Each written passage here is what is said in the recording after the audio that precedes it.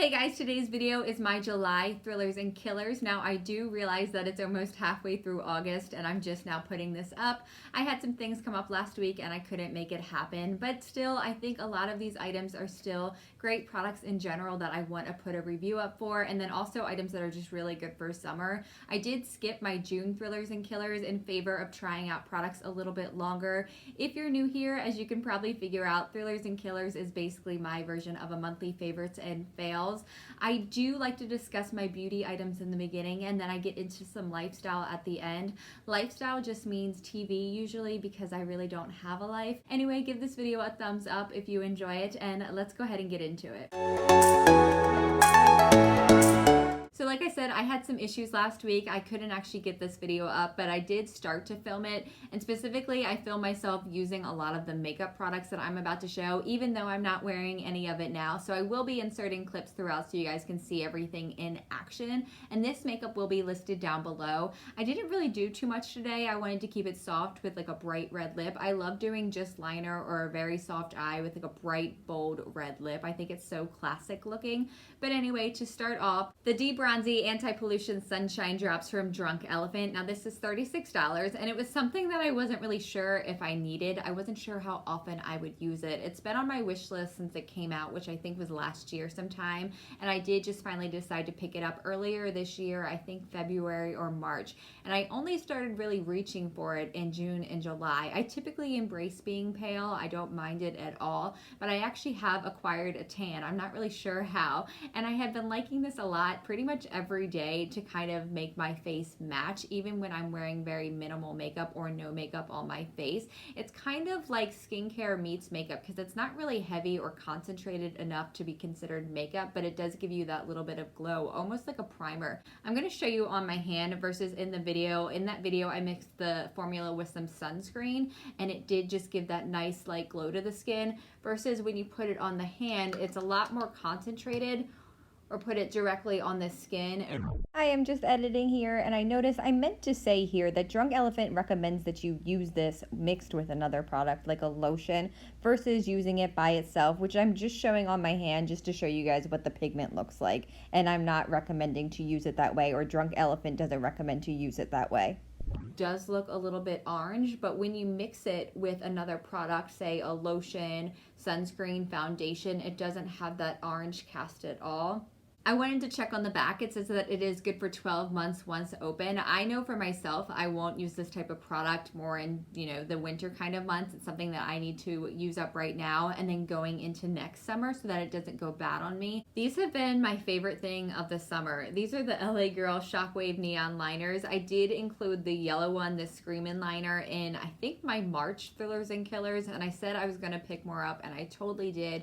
These are almost $5 and oftentimes they're on sale. They were just on sale at Ulta for $3.50. They still may be, but I picked up more. I cannot believe how well they stay in the waterline. I only have to put them on once and I can wear it throughout the day and I don't have to reapply. I have tried to use it as top liner, and I've even tried to do like a really cool graphic kind of look. If you guys have seen like the Fenty liner, the new one, the brightly colored ones, I was trying to do that with this liner and it did get chalky and flaky. So if you want them for that, that's not going to happen. But as liner, they stay all day. They're smooth, they glide, they do sharpen. They're not like a twist up kind of thing. You do have to sharpen them. I will do little swatches on my hands so you can see them all. I was so excited because I went to the LA Girl website and I was like, oh, there's so many more colors. There was a red, a pink, and an orange. And then I realized later on they were more for the lips. But maybe I can still try them out. So this is Screamin', Fresh, Gotcha, and then Vivid. So there's all four. So if you're looking for something brightly colored to put in the waterline, I've also used Color Pops before, but they don't match how long this stays. It's so good. If I could find a black that stays like this, I would be in love. I do believe they have a black in the Shockwave formula, and I haven't tried it. So if you have, let me know. I've tried their other one. I think it's called Ultimate Eye, and it was like a so-so, like a normal wear for a black liner, but this will stay. And another makeup item that I've already discussed a little bit, I think I put one of them into a Thrillers, but I did pick up more, and that's the Flower Beauty Blush Balm Color Drops. These are $10. I said in my video, I did a full face trying out Flower Beauty, that this was one of my favorite products and I needed to have more, and I went up and picked up 2 others. So these are $10. They were on sale, so check Ulta for having different Flower Beauty sales. Walmart also carries them, as well as, of course, flowerbeauty.com. I love these. I've never loved a cream blush so much. I do love the Glossier, what are they, cheek tints, cloud paints, that's what they're called. I do love those. They're buildable just like this one, but I love the applicator here. There's no mess. I don't have to actually put it on my finger and then rub it in and kind of guess. You squeeze it out so you get that precision amount, and the color selection is really nice. They make 6 different colors. I wonder what would happen if I put some on now. This could be a mistake because I have blush and bronzer on, but I have found they do play well with other products. I'm just gonna tap it out with my finger. Usually I would use a sponge, but just to show the pigment here. So this one is the most colorful of the ones I purchased. The other ones you can build up a little bit more. Okay, so I didn't expect that to work. I just really wanted to show the color. Even over my powder blush, powder bronzer, and a little bit of powder that I had under my eyes, but probably even moved down a little bit further, it did not break anything up. It's not clingy or patchy anywhere. I'm impressed. I'm very impressed. So if you like cream blushes, or even if you haven't tried one before and you want one that you can easily build up and don't have to worry about making a mess, these are it. As I've mentioned before, pretty much in all of my previous videos this summer, is that I don't really wear foundation in the summer unless I'm filming or going somewhere. More often than not, I wear tinted moisturizer. I tend to just sweat on my face a lot, specifically on my nose, and I just don't think it's worth my time to apply foundation and then sweat it off. But a foundation I have picked up and have been using pretty much since I bought it, at least 1 to 2 times a week, is the Pure 4-in-1 Love Your Selfie foundation. This shade is the LP4. It matches me perfectly. I love the coverage of this foundation. It's a medium kind of buildable coverage. It's not like super full, which I don't usually like. I like something that I can build up. Something that I forgot to mention with this when I did show it on video is that you have a pump that's traditional, but it also has this doe foot applicator. You're supposed to also be able to use this as concealer, which I probably wouldn't do because I like to use a lighter concealer versus my foundation, but I do like it for precision application, especially when I go around for that second coverage, especially like areas like this where I do have a lot of veins and there's small areas to get to. I was just reading on the back, I just noticed, I was wondering why it was 4-in-1. It says that it has a blue light defense, and then it also is anti-pollution, so I'm thinking that's where the name comes from. I should probably look it up, but I'm just gonna assume that that's what it is. This is the foundation also that has 100 shades. They aren't all available at my local Ulta. I think they maybe have 20 or 25, but they are available on their website, and that's really cool that they did that. They released so many shades, especially right off the bat. They didn't do like a soft launch or anything, and like I said, this shade LP4 matches me perfectly. There are so many foundation releases going on right now. There's Anastasia. Fenty just came out with a more hydrating foundation, which I would love to try. I think that's out already. I'm just kind of ignoring them all until it's the end of summer and I will actually use them. But let me know what foundations you're picking up. Is this on your radar? And the last makeup item, another thriller, is the Milk Kush Lash Primer. I forget how heavy this is. It's like a hammer. It's $24. I have yet to actually use this on my lashes. I use it in my brows. I did not come up with that idea on my own. I have completely copied Jay Kissa. She showed it on an Instagram story. She kind of took this and backcombed a little bit and then followed the shape of her natural brow and also a little bit upwards, just styling the brow the way she usually does. Any white that you will see in the video I'm inserting will disappear by the time I go in with my brow gel. I just feel like it plumps them up a little bit. It also feels conditioning. I don't know what the ingredients are, but they feel like they're good. They're not actually, it's not taking out my brow hair or anything. And even the wand on it, it's a plastic kind of wand and it feels very gentle. I don't feel like I'm actually losing brow hair. So I apply this first and then I go in with my all-time favorites, the Dutch, the medium brown, or the Dub, which has the reddish brown tint to it. I'll go in with these afterwards like I normally would, and I feel like it just helps them stay in place. I really like it. Thanks for sharing, Jay Kissa. Maybe give it a try. I think they also sell this in a mini now in case you're not quite sure if you'll use it very often. They also just released a new lash serum that's called Grow House. It's like a growth serum. A little bit of a pun there. I really want to try that. It's I want to say it's $56 somewhere right around there. I really want to try it. Maybe use it in my brows. I'm thinking for Sephora VIB. Let me know if you've heard anything. I have not seen any reviews yet. Moving on, I have two beauty killers. So starting with a razor. Now, I don't shave very often, especially in the winter months, but moving into summer when I'm wearing t-shirts and tank tops or anything, I don't really wear shorts, but if I'm wearing skirts, I don't really wear skirts either. If I'm wearing a dress, maybe sometimes, or anything cropped, then I will shave. I'm not saying you have to shave if you can see it. If you have body hair and you're rocking it, I think that is awesome. My razor that I had previously, I guess it just got dull, and George was going to Target, so I asked him to pick me up one, and I remember seeing Flamingo. Flamingo is cruelty-free, and I think they're probably the only cruelty-free brand of razor at Target. I would imagine so. And I remembered seeing this in the aisle. It's rose gold, so of course I'm gonna want it. Anything rose gold, I'm like, yes, please, pick me up that razor. And while he was on his way to Target, I just briefly looked up some reviews on Amazon, and they were awful. And a lot of people said that this would rust. They were having issues with it lasting, and I was like, what the hell? What's going on with these people? Why can't they take care of their razor? What's going on? And then I got it home. It was $10. I should mention that. And I used it once.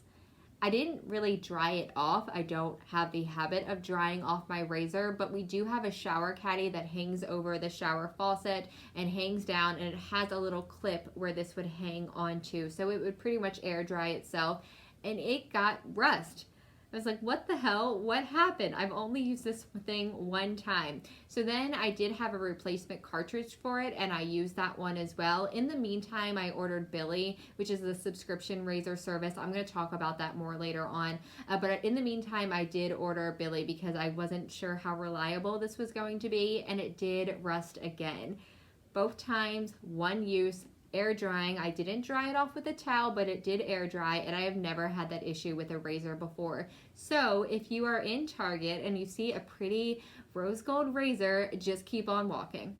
So if I was a better planner, I would have cut this open and used it up before my last video, which was my empties video. There's only 2 uses left of this, maybe. But this is the Korres Mulberry Vanilla Body Butter. I got this from the FabFitFun edit shop last year, probably fall or winter time, and I thought the scent sounded really nice. Mulberry Vanilla, I feel like this kind of smells like a sugared plum. It's like a very light frosted berry kind of scent, and it is nice. I always tell myself that I need more lotions and creams, and I have so many back here, but I like to have a plethora of scents so I can kind of mix and match with my other body care. I forgot when I ordered this how much I absolutely hate the Korres body butter formula. I think I had the jasmine one years and years ago. It does moisturize. I wouldn't say that it lasts very long, but it does moisturize like a typical lotion, and I do like that you can squeeze it out. It's thick and you can squeeze it out and get a lot out of it versus having to dip your finger into a pot. But what I don't like is it's very white and it's very hard to rub into the skin. It almost leaves like a cast if you're not super careful. You really have to rub it in.